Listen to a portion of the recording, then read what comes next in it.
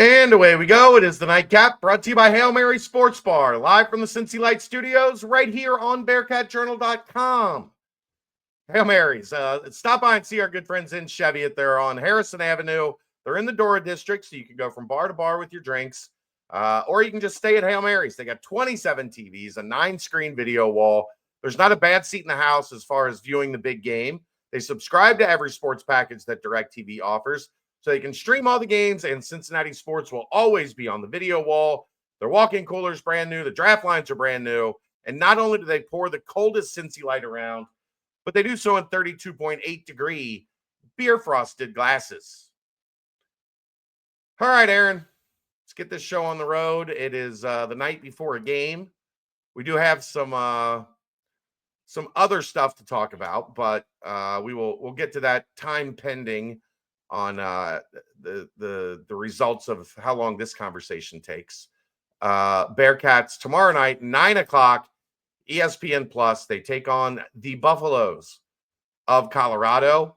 I would guess it's been a long time, if ever, that Cincinnati and Colorado have played in basketball. I don't remember anything that comes to my head about these two teams playing on the basketball court. Must win is generally a pretty useless phrase. Sure. It gets thrown around a lot. But very often is it a must win. And realistically, we're 4 games into the Big 12 schedule. There are 16 games left. To say this is a must win means we are going to probably be saying that quite a bit, unless this team rips off a winning streak. Although I hate to bring up a sore topic, but last year they never won back-to-back games in the Big 12.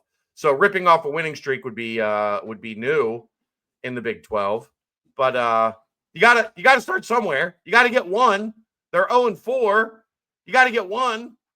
So I don't like throwing around must win, Aaron, but it sure as hell feels like a must win, don't it? Well, I have an update for you already on the history between Cincinnati and Colorado.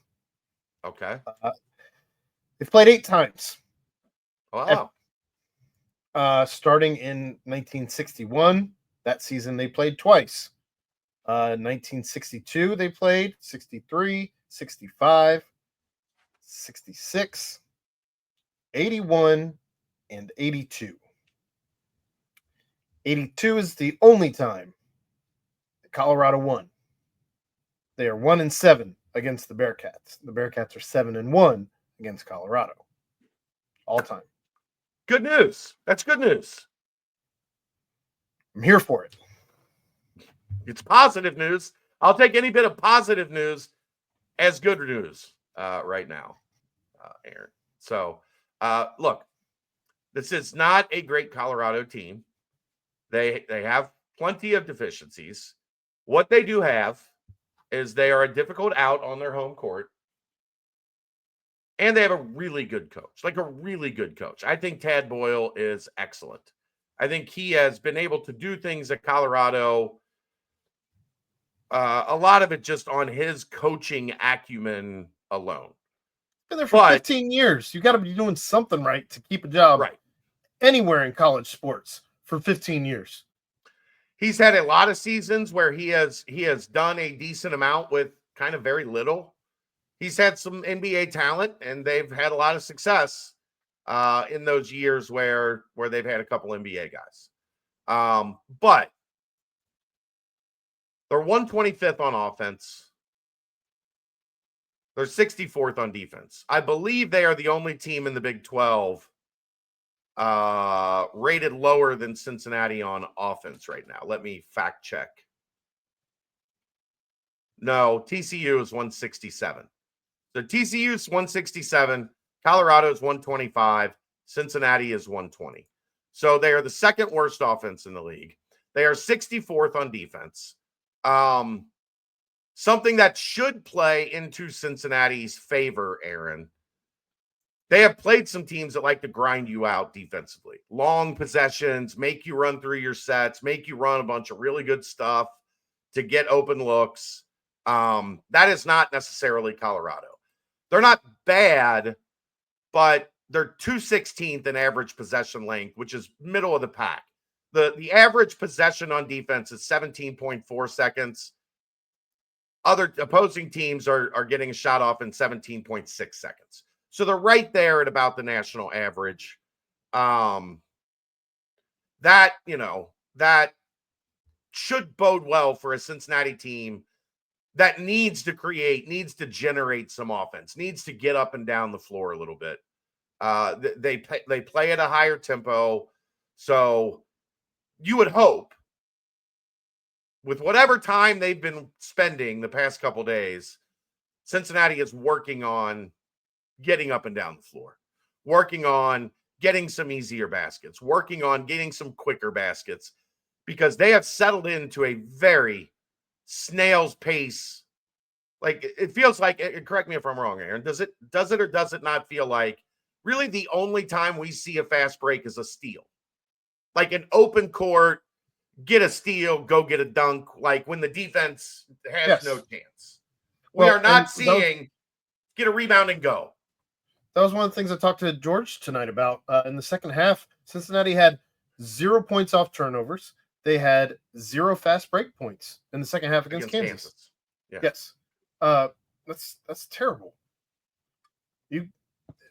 For a team that loves to live at the rim, you'd think that they'd be more active on trying to get those fast breaks so they can continue to live at the rim.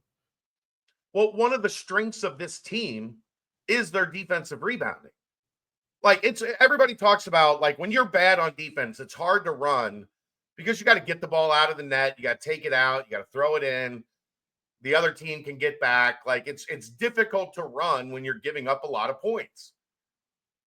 In theory, when you're playing great defense, and they're number 6 in the country in defensive efficiency, when you're playing great defense and you're rebounding at a high level, there's got to be some opportunities to outlet the ball and go.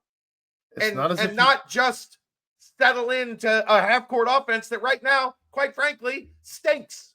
It's not as if you don't have guys that can't run. Day-Day is fast. Jizzle is fast. Dan is fast. Dylan is fast. Connor is fast. They got dudes that got some athleticism. Run. Get the ball and go. Make it. But the thing is, Aaron, it has to be a priority. It has to be something that is drilled and instilled and pushed and, like, forced almost. And they're just not doing it. They're getting a rebound. They're holding it. They're waiting to find the point guard. They're passing to the point guard. The point guard's casually, like, that can't be who this team is. They're not good enough, especially right now. They're not playing well enough in the half court to just settle for being a half court offense, being a half court team. At this point, I would even live with the turnovers that would probably, at least initially, create for this offense, because you would probably have some outlet passes that end up getting turned over just because it's not something that you've done at any type of consistent clip. But if it means that you're actually scoring more often on the other side of the court, I think you can live with more turnovers if it means more points. Yeah. Taking a look at Colorado, they've got a stud, a guy that I really, really like in Julian Hammond. He has been playing really, really well of late. He's averaging 14.5 a game, 14.3 a game. I think he scored 27 in their loss against West Virginia, something like that. 26. He was up in the 26. He's shooting 41.4% from three, 93% from the free throw line, and 46% from the floor. He's a 6'2" guard, not the biggest guy, but he has been super, super efficient, especially of late. He's been they're 0-4, but he has been really good in Big 12 play. If you slow him down, they don't have a ton else. It's not a one-off for him either. He averaged almost 20 points last season as well. Yeah. Yeah. So it's not as if he's just now found himself or anything like that. He's really good. Yeah. The good news is he's a guard, and He's not a power forward or a stretch forward. Correct. And I think that's probably not going to bode well for him if our guard play on defense continues as it's been. Yeah. Andre, I'm guessing it's Yakimovsky. I'm still gonna Jakimovsky is still how it is pronounced phonetically. So there you go. He is their leader in minutes. He plays 30 minutes a game. He's not super efficient. Under 40% from the floor, 39.7% from the floor, 31.9% from three. He's made 23 threes on the season. He is gonna, he's gonna fire. He has not been very good at it. So you've got to close out on him. You've got to keep an eye on him, but he's not like a sharpshooter, like you have to pay attention to Hammond. He's got 11.1 points per game. Elijah Malone, 10.1. Trevor Baskin, 9.2. Going back to Andre Jakimovsky, in the win against UConn, dude had 12 and 20. Yeah. Which is weird because he's only got 67 rebounds on the season. 20. Yeah. Yeah. Like more than a fourth of his rebounds over 14 games came against UConn. Almost a third. Yeah. Not quite a third, but almost a third. That's nuts. So, those are their two main guys. Malone, he doesn't shoot threes, so he's more of an inside guy, or more of a plays at the rim guy. He's taken 100 shots. He's made 61, so he converts. He's just not going to beat you from deep. That might be, who you got to watch out for that guy that gets them some buckets at the rim. They turn it over a lot. They're not great, man. Like they're 352nd in forcing turnovers. They're 327th in committing turnovers. Or wait, that's non-steal turnover percentage. I'm sorry. They're 344th in turnover percentage, Aaron. They turn it over 21.3% of the time. 1 out of every 5 trips, they turn it over. You have to pressure them, right? You have to pressure them. Yes, absolutely. I'll tell you what, though. I'm worried about Trevor Baskin, as he is a 6'9" forward who, against Arizona State, a week and a half ago, put up 23. Mm-hmm. Cincinnati has had their hands full with forwards who can score.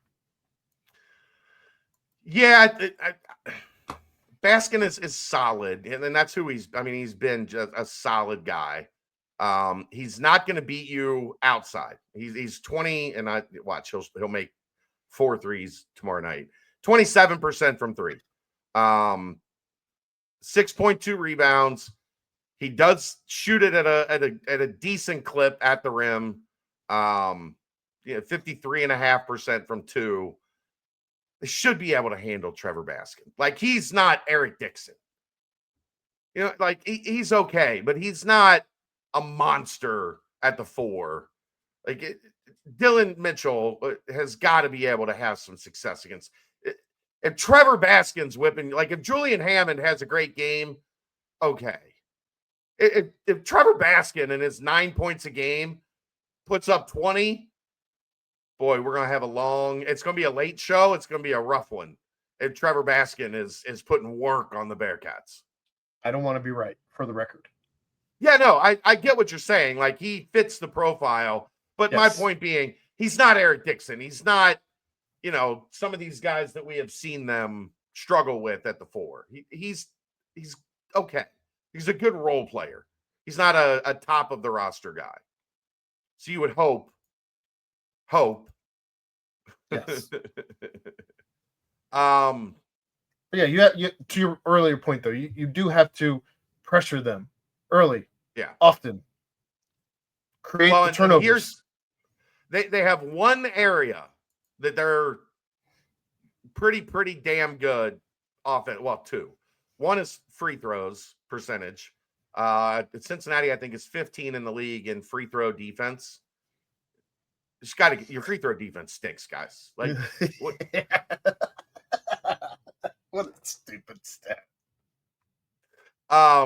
They assist on 64.3% of their baskets. That's number 8 in the country.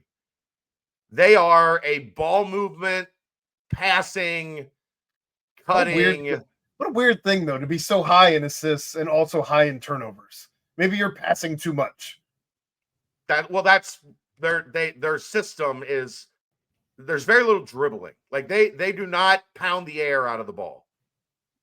There's nobody on their start. There's nobody on the floor for Colorado tomorrow that people have sarcastically nicknamed Dribble.